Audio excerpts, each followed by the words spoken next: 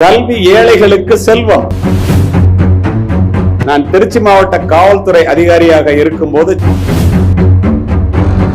இவ்வளவு நல்ல மார்க் வாங்கி இருக்கிற அந்த பொண்ணு மேற்கொண்டு படிக்கணும்னு விரும்புறாங்க. ஒரு பெண் மேடைக்கு வந்து 2 நிமிஷம் பேசணும்னு நிகழ்ச்சி ஏற்பாட்டாளர்கள்ட்ட கேள்வி கேட்குது. நான் வாங்கிய பதக்கங்கள் ஜனாதிபதி பதக்கம் உட்பட என்னுடைய மார்பகத்தை இப்போது அலங்கரிக்கவில்லை.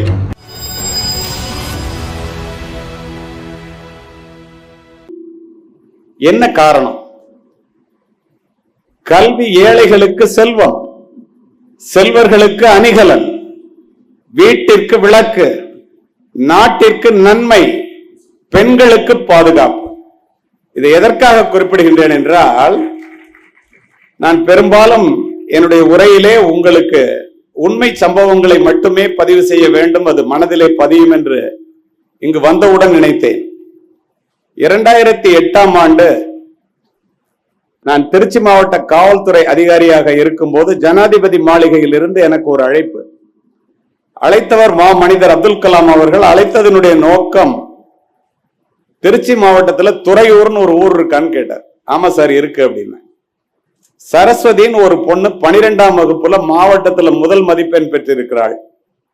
16 வயது நிரம்பிய அந்த பெண்ணை 2ஆம் தாரமாக தாய் மாமாவிற்கு 30 வயது வித்தியாசத்திலே 46 வயது நிரம்பிய அந்த மனிதனுக்கு திருமணம் செய்து வைக்க அவர்கள் பெற்றோர்களே முயற்சிப்பதாக நான் அறிகிறேன். இவ்வளவு நல்ல மார்க் வாங்கி இருக்கிற அந்த பொண்ணு மேற்கொண்டு படிக்கணும்னு விரும்புறா. அதுக்கு உங்களால முடிஞ்ச உதவியை நீங்க செய்வீங்கன்னு நம்புறேன், அதனாலதான் உங்களை கூப்பிட்டேன்ட்டு வச்சுட்டாரு. டிஎஸ்பி இன்ஸ்பெக்டர்லாம் அந்த பொண்ணு இருக்கிற வீட்டுக்கு, துறையூர்னு ஒரு இடம், திருச்சியில இருந்து 1 மணி நேரம், அது போங்கன்னு சொல்லிட்டு, இது சட்டத்துக்கு புறம்பான கல்யாணம், குழந்தை திருமணம், அப்படி பண்ணக்கூடாது, அவங்க அம்மா அப்பாட்ட எடுத்து சொல்லுங்கன்னு அவங்க போய் சொன்னோன்னே, சார் ஏழ்மை தான் காரணம் சார், இங்க பாருங்க ராத்திரிலாம் அழுது முகம்லாம் வீங்கி போய் கண்ணெல்லாம் செவந்திருக்கு, அவ படிக்கணுங்கிறா, நாங்க திருமணத்தை நிறுத்திடுறோம்னு சொல்லிட்டாங்க. அப்ப போய் நான் இறங்குறேன். நான் அந்த பொண்ணுகிட்ட என்னம்மா படிக்கணும் அப்படின்னு கேட்டேன். திருச்சியில் உள்ள ஒரு பெரிய காரணத்தோடு இந்த பதிவு, மிகப்பெரிய பெண்கள் கல்லூரியை சொல்லி அங்க கம்ப்யூட்டர் சயின்ஸ் படிக்கணும்னு. அங்க இருந்தே அந்த முதல்வர்கிட்ட பேசினேன். அவங்க சீட்டு தர்றேன்ட்டாங்க. சாயங்காலம் 4:30 மணிக்கு வர சொல்லுங்க சார், இன்னைக்கு தான் லாஸ்ட் டேட்னாங்க. இதோடு இது முடிந்து போயிருந்தால் உங்களிடத்திலே சொல்லி இருக்க மாட்டேன். அடுத்து அந்த பெண்ணிட்ட நான் கேட்டேன், உனக்காக ஜனாதிபதி பேசினாரே எப்படின்னு கேட்டேன். 8ஆம் வகுப்பு படிக்கும் போது சிதம்பரம் அண்ணாமலை பல்கலைக்கழகத்திற்கு கல்வி சுற்றுலா அழைச்சிட்டு போனாங்க சார், எங்க மிஸ் அழைச்சிட்டு போனாங்க. அது சொன்னது அப்படியே சொல்றேன். அப்போ அப்துல் கலாம் அவர்கள் அணு விஞ்ஞானியா இருந்தாரு, அவர் பேச வந்திருந்தாரு. கேள்வி கேட்க சொன்னாரு. நான் எந்திரிச்சு ஒரு கேள்வி கேட்டேன், பெண்களினுடைய முன்னேற்றத்திற்கு அடிப்படை தேவை என்ன அப்படின்னு ஒரே ஒரு கேள்வியை கேட்டேன். அடுத்த நொடி அப்துல் கலாம் அவர்கள் சொன்னார், எஜுகேஷன், கல்வி அப்படின்னு சொல்லிட்டு உட்கார்ந்துட்டாரு.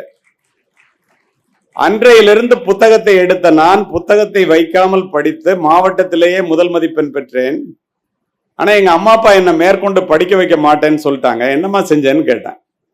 யாரெல்லாம் கேள்வி கேட்டோமோ அவங்களுக்கெல்லாம் அப்துல் கலாம் சார் ஒரு கார்டு கொடுத்தாரு. அதுல அவருடைய இமெயில் ஐடியும் அவருடைய போன் நம்பரும் இருந்துச்சு.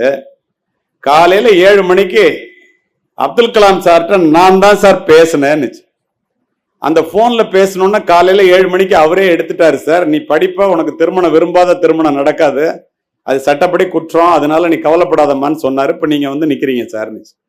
இதோட முடிஞ்சு போயிருந்தாலும் உங்ககிட்ட சொல்லியிருக்க மாட்டேன். 8 ஆண்டுகள் கழித்து அமெரிக்காவிலே நடந்த வட அமெரிக்க தமிழ்ச்சங்க பேரவை விழாவிலே உரை நிகழ்த்துவதற்காக சென்று விட்டு இது போன்றது ஒரு மேடையிலே பேசிவிட்டு கீழே வந்து அமர்ந்தேன். ஒரு பெண் மேடைக்கு வந்து 2 நிமிஷம் பேசணும்னு நிகழ்ச்சி ஏற்பாட்டாளர்கள்ட்ட கேள்வி கேட்குது. அனுமதி வழங்கப்பட்டது. அந்த பெண் ஏறி, நான் மைக்ரோசாப்ட்ல வேலை பார்க்குறேன், எனக்கு ஒரு மாசத்துக்கு 4 லட்ச ரூபா சம்பளம், என்னுடைய கணவர் இங்க இருக்காரு, அவருக்கு 2.5 லட்ச ரூபா தான் சம்பளம் அப்படின்லாம் சொன்னோன்னா, இதெல்லாம் ஏமா சொல்றேன்னு அவங்க கேட்குறாங்க. அப்ப அந்த பொண்ணு சொன்னுச்சு, ஐயா கலியமூர்த்தி அவர்களே, கலிபோர்னியால இருந்து நான் 300 கிலோமீட்டர் நானே கார் ஓட்டிட்டு வந்திருக்கேன் உங்க மீட்டிங் அட்டன் பண்ணணுங்கிறதுக்காக. ஏன் தெரியுமா? என்னை நீங்கள் மறந்திருக்கலாம், மேதகு மனிதர் அப்துல் கலாம் அவர்களையும் உங்களையும் என்னால் மறக்க முடியாது, ஏனென்றால் நான் தான் துறையூர் சரஸ்வதி என்று கூறிய. இதை எதற்காக சொல்லுகின்றேன் என்றால், இதுதான் கல்வி. அடுப்படியிலே இரண்டாம் தரமாக வாழ்க்கைப்பட்டு தன்னுடைய வாழ்க்கையை துறையூரிலே ஒரு குக்கிராமத்திலே முடித்துக் கொள்ள இருந்த ஒரு பெண்ணை அமெரிக்காவிலே கொண்டு போய் நிறுத்தியது எது? இந்த மேடையே எடுத்துக்கொள்ளுங்களேன். என்னை அழைத்திருக்கிறீர்கள், உங்களுடைய முதல்வர், இந்த மேடையிலே அமர்ந்திருப்பவர்கள் எல்லோரையுமே நீங்கள் எடுத்துக்கொள்ளுங்களேன். ஏன் எங்களை எல்லாம் மேடைக்கு அழைக்கிறீர்கள்? எல்லோரும் நாங்கள் எல்லாம் கோடீஸ்வரர்கள் என்பதனால அல்ல, பின் எதனால்? எக்குடி பிறப்பினும் யாவரே ஆயினும் அக்குடியில் கற்றோரை மேல் வருகவென்பர். அறிவுடை ஒருவனை அரசனும் விரும்புவான். அரியாசனத்தில் இருப்பவர்களிடம் சரியாசனம் தருவது கல்வி.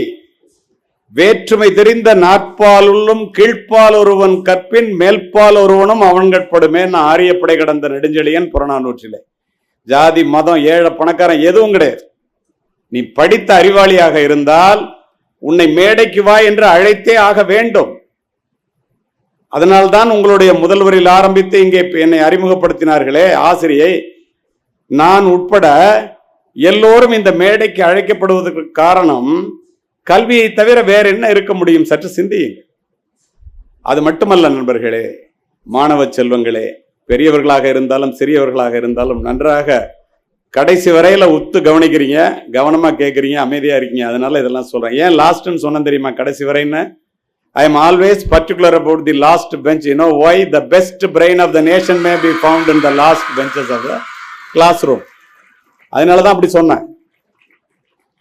அது மட்டுமல்ல, உங்க அம்மா அப்பா மாதிரி 5ஆம் வகுப்பு மட்டுமே படித்த என்னுடைய ஏழை தந்தை உங்களை மாதிரி நான் பள்ளிக்கூடத்தில் அரசு பள்ளியில் படிக்கும்போது சொல்லுவாங்க, தம்பி நாங்கள்லாம் படிக்கிறதுக்கு வாய்ப்பு இல்லடா, நீ மட்டும் படிச்சுட்டேன்னா உலகத்துல எந்த மூலைக்கு போனாலும் உன்கிட்ட இருந்து எது போனாலும் இந்த கல்வி மட்டும் போகாதுப்பா, இந்த அறிவு மட்டும் போகாது, தயவு செய்து படிடாம்பாங்க. நானும் அப்பா சொல்றாங்களே, தாயிற் சிறந்த கோவிலும் இல்லை, தந்தை சொல் மிக்க மந்திரம் இல்லை, 1000 உறவில் பெருமைகள் இல்லை, அன்னை தந்தையே அன்பின் இல்லை என்ற ஒற்றை வரிக்காக நானும் படித்தேன்.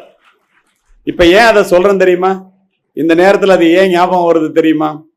உங்களுடைய ஆசிரியை என்னை அறிமுகப்படுத்தும் போது காக்கி உடை அணிந்த காவல்துறை அதிகாரி, ஜனாதிபதி பதக்கம், முதல்வர் பதக்கம்னு நீங்கள்லாம் கைதட்டினீங்க. அருமை மாணவ செல்வங்களே, ஒன்றை நன்றாக மனதிலே வாங்கிக் கொள்ளுங்கள், நன்றாக உள்வாங்கிக் கொள்ளுகிறீர்கள். நான் உயிராக நேசித்து உடுத்தி இருந்த காக்கி உடை பணி நிறைவுக்கு பிறகு என்னிடத்திலே இல்லை. நான் வாங்கிய பதக்கங்கள், ஜனாதிபதி பதக்கம் உட்பட என்னுடைய மார்பகத்தை இப்போது அலங்கரிக்கவில்லை. ஆனால் மாணவர்களே, மாணவிகளே, என் தந்தை சொன்னதைப் போல நான் படித்த கல்வி மட்டும் என்னிடத்திலேயே இருக்கின்ற காரணத்தினால் சென்ற வாரம் அமெரிக்காவிலே உரையாற்றிவிட்டு இன்று உங்கள் முன் உரையாற்றிக் கொண்டிருக்கின்றேன். அதற்கு காரணம் கல்வியை தவிர வேறு என்ன இருக்க முடியும்? நினைத்துப்பார்.